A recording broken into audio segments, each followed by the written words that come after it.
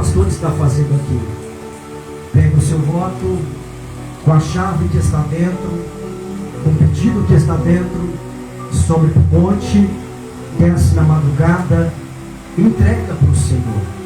Isso é o papel de sacerdote. Mas o papel de profeta é diferente. O papel de profeta é pegar aquilo que Deus entrega para ele, e ele entrega para o povo. Ezequiel está estudando para ser um sacerdote da casa do Senhor, mas Deus pega ele para ser profeta e entregar aquilo que Deus manda que ele entregue. O interessante é que profeta não faz o que o homem quer. Profeta não faz a minha vontade. Profeta, quando é profeta de Deus, não profetiza o que eu quero. O profeta, quando ele é profeta de Deus, não está preocupado com o meu ego lá em cima ou lá embaixo. Ele está preocupado em entregar a mensagem que o céu determinou para ele entregar. Aleluia! Ezequiel foi chamado para isso e ele já estava no cativeiro babilônico, gente. O interessante é que Ezequiel ele tem tanta certeza que Deus fala com ele, presbítero Frank, que certa vez Deus aproxima diante dele, no capítulo de número 24, a partir do versículo 15, e Deus mostra para Ezequiel o que Deus ia fazer com o povo de Israel, por causa do pecado, por causa do erro, por causa daquilo que o homem, ou os israelitas, estavam fazendo contra Deus. E Deus não tolera o erro e muito menos o pecado. O pecado faz separação do homem para com Deus, e quem vive na prática do mesmo vai receber uma punição da parte do Senhor. Porque o pecado ele é uma prisão sem grade, que dá liberdade de fazer o que você quiser, mas está preso, e as pessoas acham que não. Ezequiel ele recebe a mensagem do Senhor, e a mensagem do Senhor é essa. Quando vem diante do Senhor a mensagem, Deus olha para Ezequiel e fala: Ezequiel, eu vou tirar aquilo que é prazer aos teus olhos, Ezequiel. Você não vai lamentar, você não vai comer a comida costumeira, você não vai chorar, você não vai correr lágrimas nos seus olhos. A Bíblia diz para nós que Deus fala pela manhã, quando chega a tarde, Deus mata a esposa dele, gente. Deus arranca a esposa do profeta. Então Deus está mostrando para Ezequiel o que Deus ia fazer com o povo. Deus ia arrancar aquilo que era prazer aos olhos do povo. E no capítulo 37 de Ezequiel, é um texto tão conhecido e tão famoso e muito pregado, a respeito do vale de ossos secos, nós vamos perceber que Deus ele vem em espírito, porque tem coisas que para nós que servem ao Senhor, para suportarmos, temos que estar em espírito mesmo, gente. Porque se estivermos na carne, pastor, nós seremos na briga, na confusão. Então Deus ele vem com a sua mão poderosa diante do profeta, e o profeta já está em um cativeiro babilônico, num momento difícil da vida dele. Agora imagine esse momento difícil que o profeta está vivendo. Deus pega ele e coloca ele num vale, gente, num cemitério, onde ninguém tem vontade de ficar lá. Então Deus pega o profeta e coloca o profeta no meio de um vale. E interessante que Deus não mostra o que o profeta quer ver, porque o profeta não é chamado para ver o que quer. O profeta é chamado para fazer o que Deus manda. O servo de Deus ele é chamado para fazer o que Deus manda. E tratando-se de vale aqui, talvez você que está aqui nessa noite enfrenta um vale que a pastora não conhece, enfrenta um momento difícil na sua vida, que você olha para um lado, olha para o outro e fala assim: Deus, a solução é só o Senhor, porque eu não posso contar para o marido, eu não posso contar para a esposa, eu não vou falar para o pastor, talvez ela pode até me ajudar em oração, mas não vai solucionar o momento que eu estou vivendo. É tão dificultoso que quem pode solucionar é o Senhor. Então eu entendi agora o que Deus quer falar com alguém aqui. Por quê? Porque Deus quer tratar com alguém no vale que esse alguém está vivendo, e no vale que esse alguém está vivendo, Deus se revela de uma forma poderosa também. Aleluia! A mão do Senhor vem sobre, por cima, gente. E o interessante é que Deus aqui trata comigo também. Por quê? Porque na posição de profeta estou aqui nessa noite. Profeta, querendo ou não, ele é chave na vida de alguém aí. Pastor é chave na vida de alguém. E falando-se de chave, Deus pega o profeta nesse momento e coloca o profeta no meio de um vale que estava cheio de ossos. Interessante, sabe o que é? Que o versículo 1 vai dizer para nós que Deus coloca o profeta no meio, mas só que o versículo 2, o mesmo Deus que coloca o profeta no versículo 1 no meio, no 2 não permite que ele anda no meio. Você vai entender, pastor? A lógica é que se Deus colocou ele no meio do vale que está cheio de ossos, ele tem que andar no meio. Mas só que a mesma mão que coloca o profeta no meio, não permite que ele ande no meio. Está escrito, ele anda ao redor do vale. Por quê? Porque eu posso ser profeta, eu posso estar na posição de profeta, a pastora pode estar na posição de profeta, mas nenhum profeta tem autoridade para pisar em osso nenhum. Se ele andar no meio do vale, ele vai pisar em osso, mas ninguém tem autoridade para pisar em ninguém. Ninguém tem autoridade para humilhar ninguém. Então Deus já está olhando para Ezequiel e está dizendo: Ezequiel, a primeira lição que você tem é: eu te peguei, te coloquei no meio desse vale, mas você não tem autoridade para pisar em osso. Eu vou liberar para alguém aqui.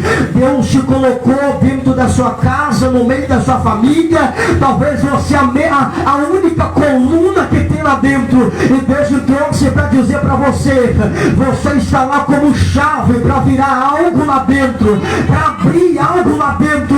Você não tem autoridade para pisar em ninguém, dizer para ele não tem solução, para ela não tem solução, para ele não tem jeito, vai morrer no tráfico, vai morrer nas drogas, vai morrer no álcool, vai morrer na cocaína. Deus está dizendo: Ezequiel, te coloquei lá, é para você profetizar. Porque talvez você olhe e fale assim: eu estou vendo a situação do meu filho, estou vendo a situação da minha filha, estou vendo a situação do meu marido, da minha esposa, e parece que não tem jeito. Mas só que Deus está olhando para alguém aqui nessa noite e está dizendo: eu te uso para você profetizar, eu te uso para você abrir a sua boca lá dentro e dizer para Satanás: eu vou liberar sobre a vida de alguém que tem mão para levantar, coração para receber agora. Deus vai te usar dentro da sua casa de uma forma tão poderosa que você vai olhar para aquele demônio sujo, enviado do inferno, que fica assombrando de você, debochando a tua cara. Você vai olhar para ele e vai dizer: Satanás, vem até hoje, a partir de hoje acabou, porque o Senhor Jesus me deu autoridade para te repreender. Deus vai fazer. Oh, eu estou sentindo uma autoridade de Deus aqui, gente. Eu não sei se você crê no que eu estou falando, mas eu já vou liberar. Deus vai usar, minha pastora, pessoas aqui como chave na vida de alguém aí fora. Alguém que está perdido, alguém que está caído. Deus vai te usar para abrir uma porta da salvação na vida de alguém. Alguém vai olhar para você e vai dizer assim: ei, ela é mulher de Deus, ele é homem de Deus. Eu preciso andar como eles andam. Deus pega o profeta, coloca o profeta no meio. O profeta não tem autoridade para pisar no osso, porque a Bíblia vai dizer que o osso está sobre, não é sobre é baixo, sobre é em cima. É Deus olhando e dizendo para o profeta: profeta, você tem a minha autoridade, você tem o meu poder, profetiza no meu nome. Você não vai pisar, você não vai pisar no osso. Por quê? Porque está sobre o vale. Eu vou liberar. Se está sobre a terra, para Deus ainda tem solução. Se está sobre a terra, para Deus ainda tem jeito, Frank. Porque Deus usa Ezequiel para profetizar vida para alguém que está morto espiritual. Então Deus olha para ele e fala assim: observa. Porque melhor do que pisar, observa, vai profetizar vida. Quando Deus olha para ele e fala dessa forma, observa, e por acaso, olha o que Deus diz: poderão viver estes ossos. Tem umas traduções para dizer poderão reviver, só revive aquilo que morreu. Mas viver é aquilo que nunca teve vida. Então vamos nessa tradução. Poderão viver estes ossos. Mas olha o profeta, ele vai olhar para Deus e vai entender que ele não tem essa responsabilidade, né? Ele não tem esse poder. Mas ele olha para Deus e fala: Senhor Jeová, tu sabes, gente. O segredo está aqui, de olhar para Deus e falar assim: Deus, ao povo aí fora, estou olhando para minha casa e está vendo que está assim, assim, assim. O povo aí fora, estou olhando para a vida do meu filho, do meu neto, do meu parente, está dizendo que vai acontecer isso. Mas o Senhor, que o Senhor diz, porque quem dá a última palavra ainda é o Senhor.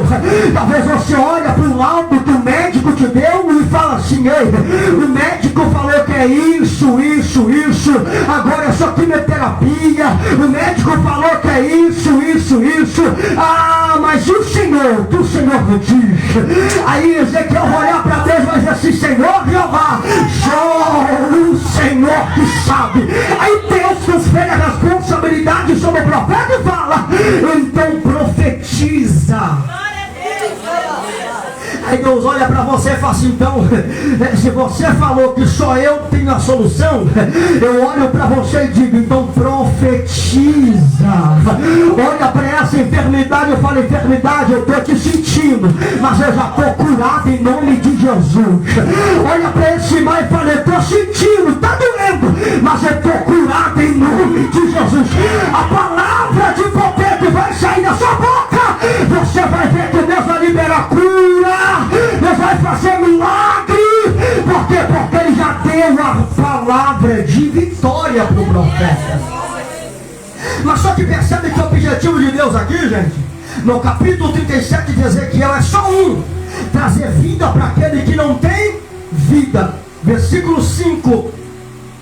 O que Deus quer fazer é trazer vida. Mas só que Deus se revela no processo. O processo de Deus dói, gente. É quando Deus olha para você e fala assim: eu vou salvar o teu filho. Aí passa 5 anos, está do mesmo jeito. Deus olha para o seu marido e fala: eu vou salvar, vou colocar no meu altar para ser um pregador. Passa 10 anos, está do mesmo jeito. Mas Deus se revela no processo. Vamos aprender com Ezequiel 37?